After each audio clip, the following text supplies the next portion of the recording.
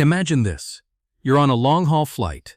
You fall asleep for just a moment, and when you wake up, your 6-year-old daughter is gone. Vanished. You search everywhere, but then it gets worse. The flight crew, the other passengers, even the airline's official records all insist your daughter was never on board. Everyone thinks you're losing your mind, that you're having a complete mental breakdown. But you know she was there, and you know something is terribly, terribly wrong. Today we're diving into the gripping psychological thriller Flight Plan. Our story follows Kyle Pratt, a brilliant aircraft engineer. Just recently, her world was shattered when her husband died in a tragic fall, leaving her to care for their 6-year-old daughter, Julia. Haunted by the loss, Kyle decides to fly her husband's body from Berlin back home to New York. The night before the flight, a sense of dread creeps in. From her window, Kyle spots 2 strange men across the street, staring intently at her daughter's room.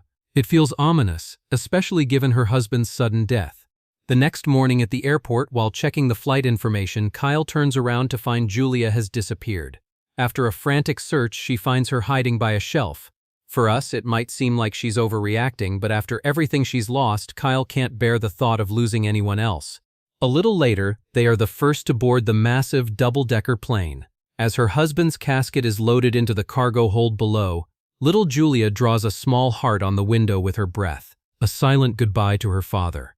The plane takes off. Since their seats are in a less crowded section, they each take a row to lie down and get some sleep.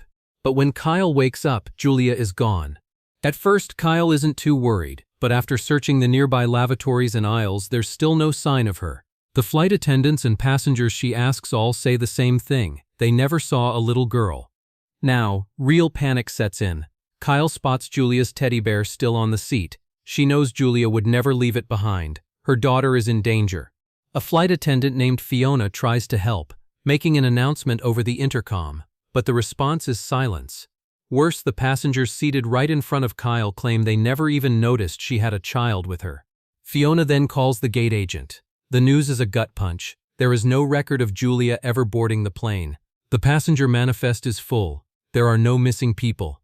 The implication is clear. Your daughter was never here. Kyle is floored. They were the first ones on. Several crew members saw them. She reaches for her boarding passes to prove it, but in her pocket there's only one. Hers. Frantically, she checks their carry-on luggage, and just like the boarding pass, Julia's bag is gone. Julia is too small to move it herself. The only explanation? Someone took her. By now, Kyle is causing a scene. Fiona urges her to stay calm, but Kyle is on the verge of collapse. She runs to the cockpit, pounding on the door until an air marshal, a man named Gene Carson, restrains her. He helps get the captain's attention. The captain listens, then gently asks if she's taken any medication. At this point, even he believes she's delusional, suffering from a hallucination brought on by grief and stress. But Kyle is firm. She knows what she saw. She knows her daughter is on this plane. Moved by her desperation, the captain agrees to a full search of the passenger cabins. The crew checks every seat, every lavatory, every overhead bin. The result? Nothing. No trace of Julia. The only place left to search is the cargo hold, but the captain refuses. It's too dangerous. He's responsible for the 400 other souls on board. As they argue, Kyle suddenly recognizes 2 Arab passengers from the night before, the men who were staring at her window. Convinced they are the kidnappers, she confronts them and chaos erupts. Carson pulls her away, trying to reason with her. If they were the kidnappers, he asks, why wait until you're on a plane with no escape? Just then, an announcement comes on. The search is over. Furious, Kyle confronts the captain, who delivers the final devastating blow. The morgue in Berlin sent a fax. It confirms that her daughter Julia died along with her husband. They say he jumped from the roof, taking her with him. Hearing this, Kyle's world implodes. Tears stream down her face. Could it all be a fantasy? Did she invent it all?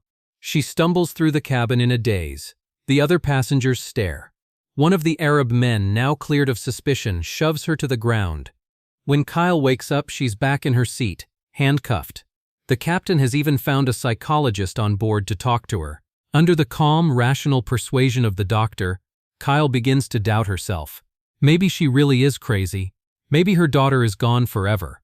But then she looks at the window, and she sees it. The faint outline of the heart Julia drew earlier. To be sure, she draws a line next to it. The lines are different. Her daughter was real. Her daughter is on this plane, and this is all part of a conspiracy. She knows no one will believe her. She's on her own. She asks Carson to take her to the restroom. He uncuffs her and escorts her. But Kyle isn't just a grieving mother. She's the engineer who helped design this very plane. Inside the lavatory, she climbs through a ceiling panel into the aircraft's electronic bay. She shorts a circuit and suddenly all the oxygen masks drop and the cabin lights go out. Panic erupts. In the confusion, Kyle slips out and makes her way to the cargo hold. She searches frantically, even breaking into a car's trunk. Nothing. Then she sees her husband's casket. A horrifying thought crosses her mind. She pries it open, but inside there is only his body. Just then, Carson finds her. He tells her that because of her stunt, the plane is making an emergency landing.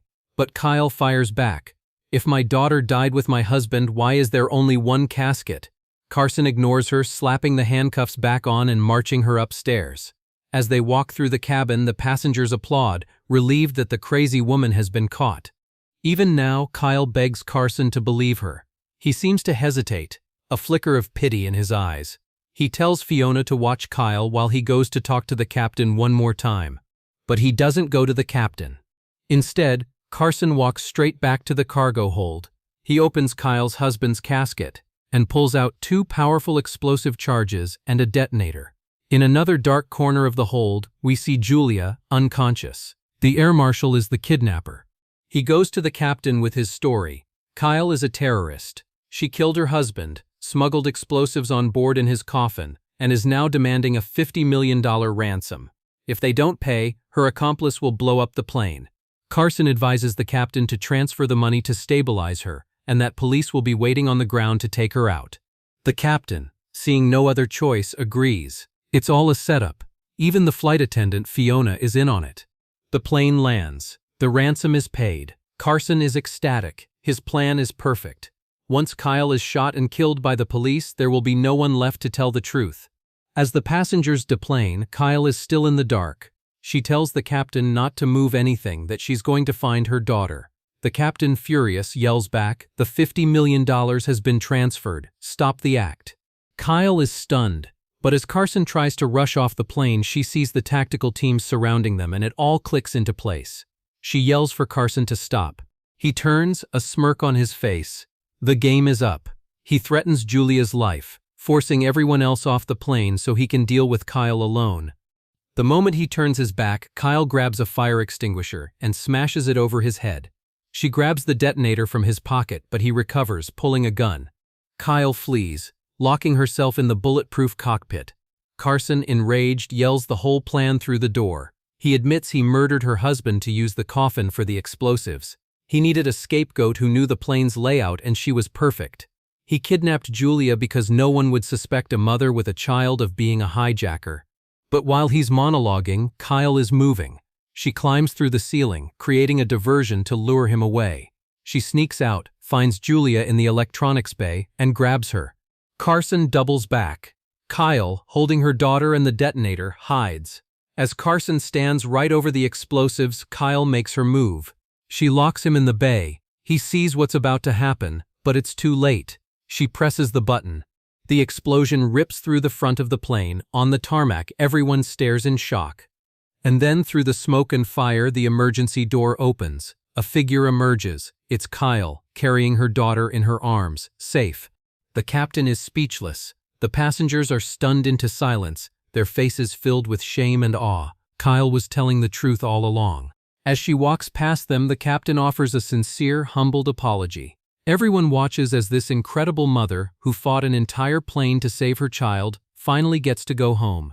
Flight Plan is a masterclass in suspense, constantly making you question what's real. For most of the film, you're genuinely wondering if Kyle is the one who's lost her grip on reality. But it's her fierce maternal love that keeps her going, proving that a mother's instinct should never be underestimated. What did you think of the twist? Let me know in the comments below. If you enjoyed this breakdown, don't forget to hit that like button and subscribe for more. Thanks for watching, and I'll see you in the next one.